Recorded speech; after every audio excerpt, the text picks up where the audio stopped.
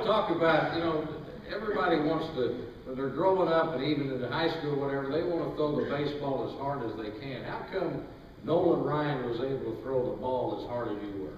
Well, I tell people, and I tell our players today this, and our athletic ability is a gift. It's a God-given gift. And my ability to throw a baseball, it wasn't anything I did. It was a gift that was given to me. And so once I realized that and figured it out, that's when I dedicated myself to be the best pitcher I could possibly be, and I wanted to play as long as I possibly could, because I was given this gift and I wanted to try to make the most of it. So when I talk to our young players and I tell them, I said, you've been given this gift. Now what you do with that gift, you're in control of. You're not in control of whether you have that gift or not, but once you have received that gift, then it comes down to you. What do you want to do with that gift, and what do you want to make of it? And so that's my mindset, and that's what I try to instill in our young players. Take advantage of this opportunity that you have, and work as hard as you can and try to figure out what you can do to maximize a gift that you were given. And All right, I want Nolan to talk about a time when Pete Rose was going for the National League hit record, and Pete told everybody, well, I'm going to get it tonight off of Nolan Ryan. Well, what had happened, and this is kind of a long story, but the first year I came to Houston as a free agent, Pete Rose was at the peak of his career, and I pitched against him when I was with the Mets. And so one day I go down in the Astrodome, I go out to take batting practice, and it's during the National League playoffs. And Pete's standing around the cage here, and he goes, when I get through hitting, he goes, hey, Nolan, he says, I wish you'd get that curveball of yours over just one time. And I go, yeah, Pete, why is that? He says, because I'm going to hit it right off your blanking forehead. I thought, well, we'll see about that. Well, the first two times up, I get him out on fastballs, and the third time up, I start him off with a fastball inside for ball one, and go fastball away for strike one, so I've got him 1-1, and I think he has to be looking fastball. I haven't shown him a curveball yet, so I'm going to throw him a curveball. Well, as a pitcher, when the ball leaves your hand,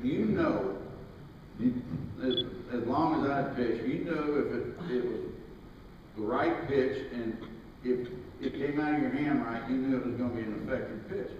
So when I threw the curveball and it came out of my hand, that I knew it was a pitch I wanted. I was going to throw what they call a backdoor curveball.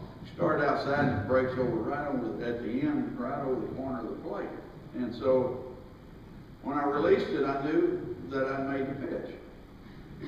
Well, Pete hit this vicious line drive, and it would have hit me right in the face, except I got my glove up and hit me right there, and dropped down on the mound. I picked it up and threw him out. Well, when he crossed the mound going to the dugout, he said some very ugly things. I said, that's fine, you're out. See you later. So the next year, we go into Philadelphia, and he is pursuing the all-time hit record that Stan Musial owned. And so it was a sellout crowd in Philadelphia, and CNN, ESPN, everybody was there. It's some big news that Pete was going to set the all-time. He needed one to tie it, two to break it. It was going to set the all-time National League hit record. Stan Musial was there, and his wife in the stands, and the whole deal, all this fanfare. And that morning, we stayed at the Hershey Hotel, and I go down to have breakfast, and I'm pitching that night, and I'm reading the Philadelphia Inquirer that Pete Rose had predicted in spring training that he would break the record on that day off of me. I thought, well, we'll see about that. So I go out to the game, and he's the leadoff hitter, and I leap a fastball up out of the plate, and he gets a base hit to left field. Now he's tied the record, and the place goes crazy. Well, the next three times up, I strike him out all three times, and the third time up, I strike him out on 3 straight curveballs. I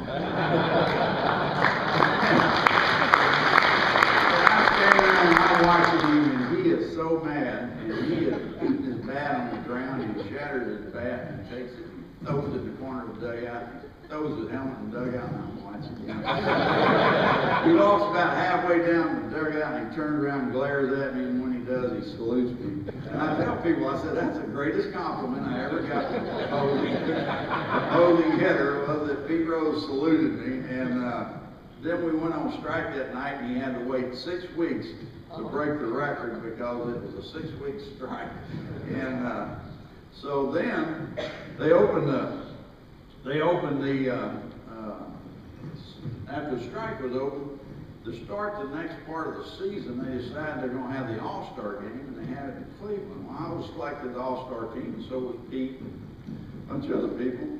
So I go to Cleveland, and then when I walk in the clubhouse in Cleveland, the clubhouse there, and I notice right across from the front door of the clubhouse is Pete Rose is standing in his locker, and he's got his back to me. And Mike Smith's a teammate of his, and Mike's about 3 or 4 lockers down, and he sees me. He goes, "Hey, Pete, there's Nolan." Pete turns around and shoots me the finger. So he went from saluting me to the next time I saw him shooting me the finger.